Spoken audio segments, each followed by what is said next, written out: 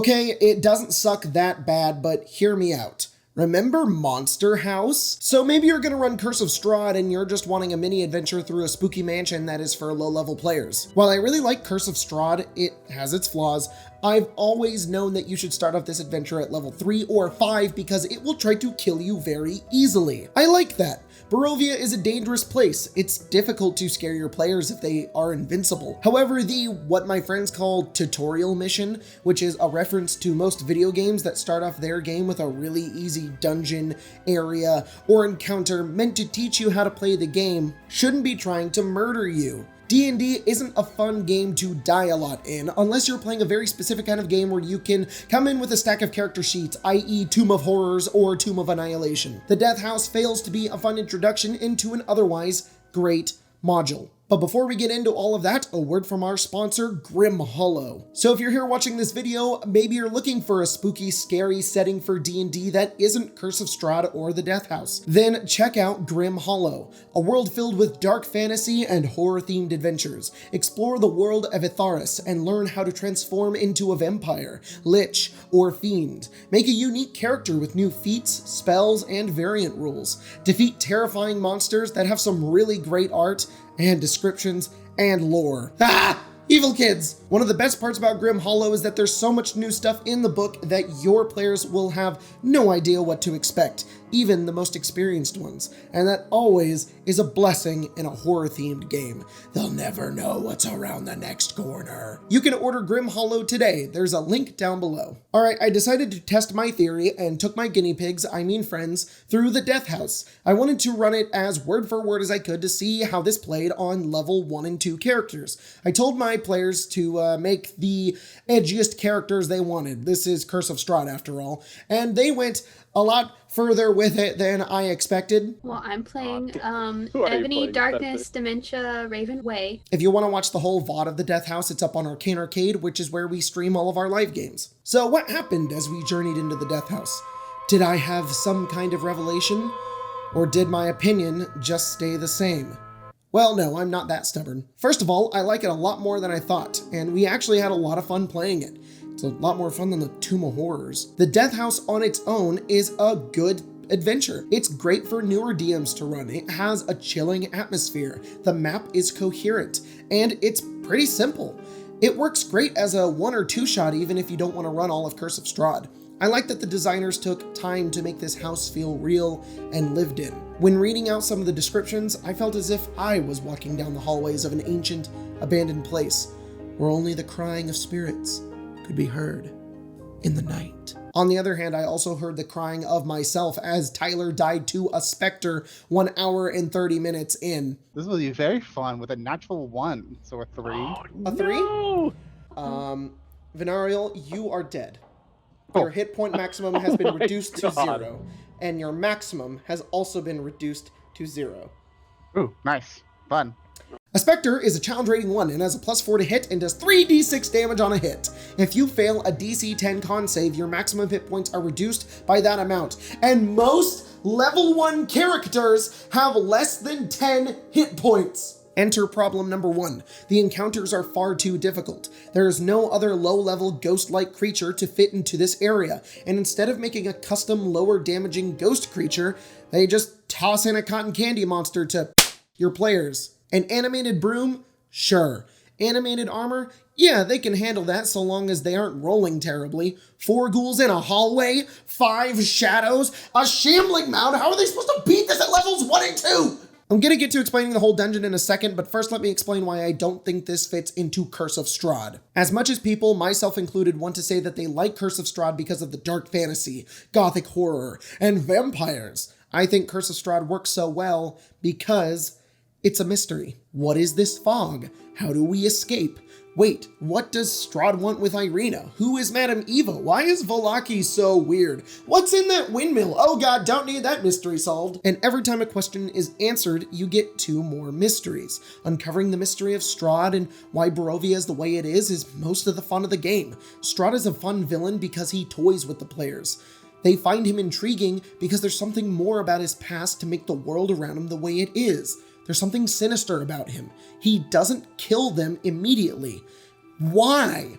Barovia has rich history that is fun to learn about because you see its aftermath. It's almost like a post-apocalypse. And once learning about the history of the tortured mongrel folk, or the dark powers in the Ember Temple, or the were-ravens at the Wizards of Wines, or the fallen paladins of Argynvostholt, or the death of Saint Markovia, or why Van Richten is in hiding with a tiger, or why the Dusk Elves are isolated and being killed off, characters will have a different perspective on their actions and the people around them. Barovia itself is a character they learn about and slowly uncover about why Strahd is so terrible and why he must be defeated.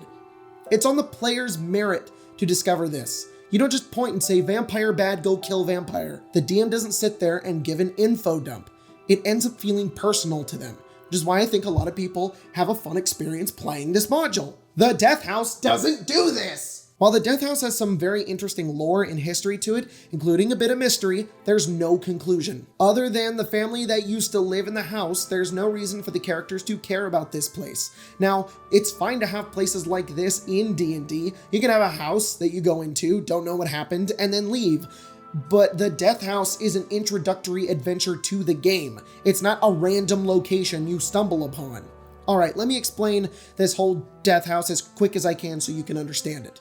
And obviously spoilers because, you know, I'm gonna explain the Death House. Two kids ask the players to save their baby from the house because there's a monster in it. The entirety of this house is magically alive and it hides things supernaturally from the players. The first and second floor are pretty empty other than the library, which has a secret room and a letter from Strahd.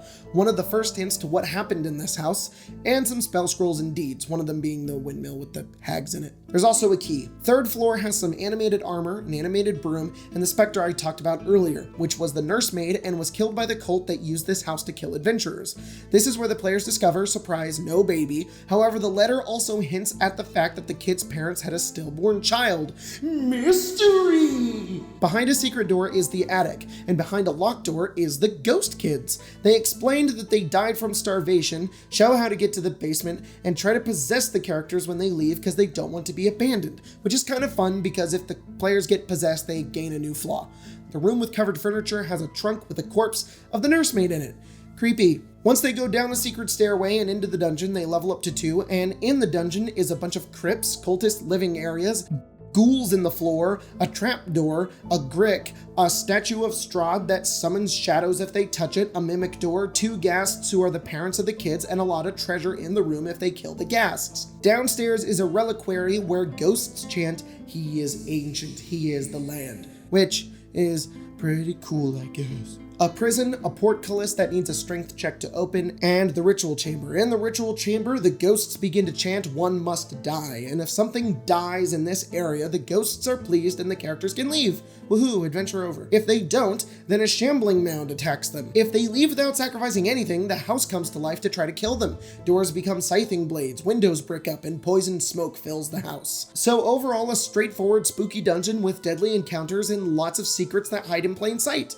So going back to problem number 1, the encounters are too difficult.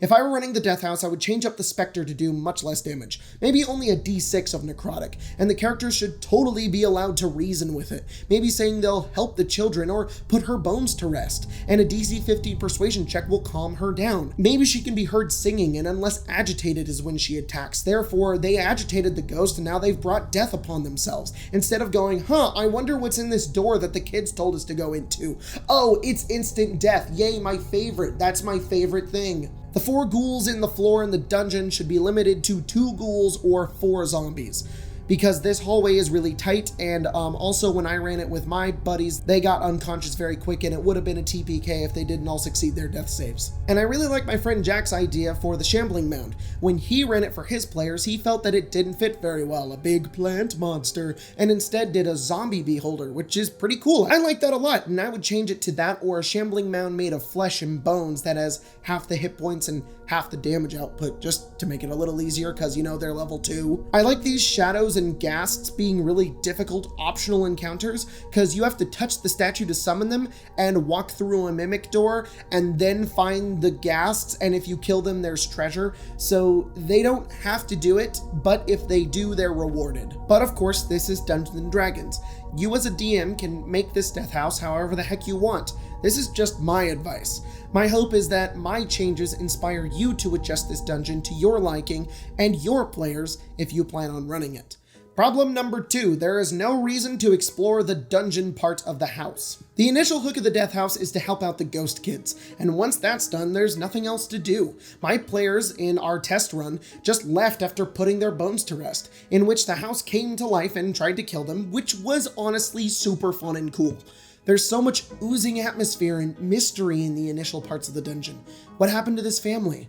What was going on? I think that the player should be tempted by their sense of greed and learn that a sizable fortune is deep in the dungeon of the house. And you could also just put a big pile of gold where the shambling mound is. Maybe in the letter they get from the secret room, it details this. Or maybe play on their good-natured tendencies and have the ghost kids want the players to save their parents. Or maybe the nursemaid speaks to the players and tells them that she was killed by the cultists and that they should put an end to their monster in the basement to stop people from continuing to die to their ghostly chants. Or, do all of them. I think the first house part of this dungeon is great, but the basement part is where it really goes downhill. Give the players more reason to see through to the end of the death house because I think it can be really fun. Problem number 3. The mystery. Right alongside what I just explained, I think the death house needs a better conclusion. If the players either sacrifice something or they kill the shambling mound, I think either the ghost family or even Strahd should appear and explain to them what happened here. This can be a great introduction to Strahd as the villain of the campaign, and he'll thank the players for getting rid of this awful place that kept killing off people like them from being his playthings. Or the ghost family thanks them for freeing their souls and ending the cult once and for all, but ultimately telling them that Strahd is the real evil and must be stopped. They could even reward them with a charm from the DM's guide, or Strahd can give them an invitation to his castle. Let this little adventure have a conclusion that still ties into the rest of Barovia, so your players don't leave it feeling empty-handed. In conclusion, the Death House is a pretty good dungeon that needs a few tweaks to be amazing. That's too long of a YouTube title, and it's easier to just say it sucks. You don't want to introduce Curse of Strahd this way. Flavor this thing up however you want, and get to spooking your players. Or, just play Grim Hollow.